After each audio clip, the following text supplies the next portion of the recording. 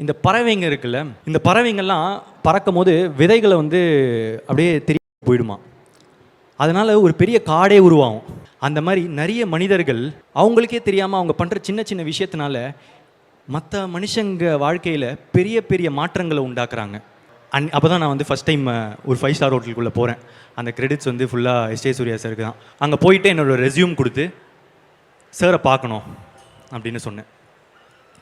"இல்ல சார், பார்க்குறது கஷ்டம். நீங்க ரெஸ்யூம் குடுத்துட்டீங்கல்ல, நீங்க கிளம்பலாம்" அப்படின்னு சொன்னாங்க. நான் என்ன பண்ணேன், அப்படியே அந்த ஃப்ளாட் விட்டு வெளியே போயிட்டு ஆப்போசிட்டில் ஒரு படிக்கட்டு இருந்துச்சு. அங்கேயே உட்காந்துட்டேன். ஏன்னா எப்படி இருந்தாலும் சார் இப்படி தானே ஆஃபீஸ் விட்டு வெளியே போகணும், அவரை பார்த்துடலாம்ல. ஏன்னா ரெஸ்யூம் எப்போவுமே போய் சேருமா அப்படின்றது டவுட்டு தான். அதனால் அவரை பார்த்து பேசிடணும் அப்படின்னு சொல்லிட்டு அந்த படிக்கட்டில் உட்காந்துட்டேன்.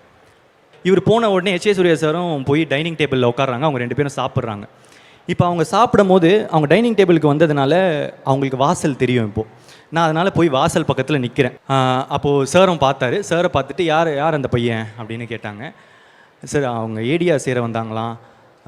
நான் சொன்னேன், போக மாட்டேங்கிறாங்க. நான் திரும்ப போய் சொல்கிறேன். இல்லை வர சொல்லுங்க அப்படின்னு சொன்னார். நான் உள்ளே போனேன். உள்ளே போயிட்டு என்னப்பா அப்படின்னு கேட்டேன். இல்லை சார், உங்ககிட்ட ஏடியா சேரணும் சார் அப்படின்னு. அதான் ரெஸ்யூம் கொடுத்துட்டிங்களே, கிளம்பலாம் அப்படின்னு சொன்ன உடனே என்னோடய ஷார்ட் ஃபிலிம் வந்து கார்த்திக் சுப்ராஜ் சாரோட அவியலில் வந்து தேட்டருக்கு எடுத்து செலக்ட் பண்ணியிருக்காங்க சார் அப்படின்னு சொன்னோடனே, டேரக்டரா நீங்கள் வாங்க உட்காருங்க அப்படின்னாரு. அவர் மிகப்பெரிய தப்பு பண்ணுறாருன்னு எனக்கு தெரிஞ்சிருச்சு. ஏன்னா நான் கொஞ்சம் லவுடாக நரேட் பண்ணுவேன். நான் வந்து ஆரம்பித்து சார் ஓப்பன் பண்ணா அப்படின்னு சொல்லி ஓப்பன் பண்ண இந்த ரெஸ்டாரண்ட்காரங்கெல்லாம் வந்துட்டு சார் கொஞ்சம் கம்மியாக பேசுங்க அப்படின்னு எஸ்.ஜே. சூர்யா சாரே கொஞ்சம் கூச்சப்பட வச்சுட்டேன். சார் கொஞ்சம் சார் ப்ளீஸ் சார் என்ன சார். ஓகே சார் கம்மியாக பேசுகிறேன் சார். சார் அதுக்கப்புறம் என்ன நடந்துச்சுனா சார் அப்படின்னா சொல்லிவிட்டு அப்படியே அந்த கதை போயிட்டு அந்த கதை முடித்த உடனே சார் சொன்னார், ஒரு 4 பாயிண்ட்டு தேவை இந்த படத்துக்கு, அது கொஞ்சம் கம்மியாக இருக்குது, நல்லா இருக்குது, ஒரு 4 பாயிண்ட் தேவை அப்படின்னு சொன்னார். சொல்லிவிட்டு, நீங்கள் நல்லா நரேட் பண்ணுறீங்க, ஆக்சுவலாக நீங்கள் நல்லா நடிக்கிறீங்க, நான் கவனித்தேன் அப்படின்னு சொன்னார்.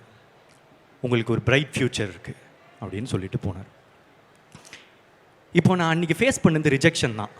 ஆனால் எனக்கு பிடிச்ச ஒருத்தர் என்னை பற்றி என் மேலே நம்பிக்கையாக ஒன்று சொன்னார்ல, நான் நல்லா வந்துடுவேன்னு. அடுத்த 1.5 வருஷத்துக்கு நான் எப்போ லோ ஆனாலும் நான் அதை மட்டும்தான் யோசிப்பேன். எஸ்.ஜே. சூர்யா சார் எனக்கு பிடிச்ச ஒருத்தர் வந்து சொல்லிட்டாரு, நான் நல்லா வந்துடுவேன்னு. இல்லை, நான் கண்டிப்பாக நல்லா வந்துடுவேன் அப்படின்னு சொல்லிட்டு என்னையே நான் ஃபியூவலாக எடுத்துக்கிட்டு மோட்டிவேட் பண்ணிக்க ஆரம்பித்தேன்.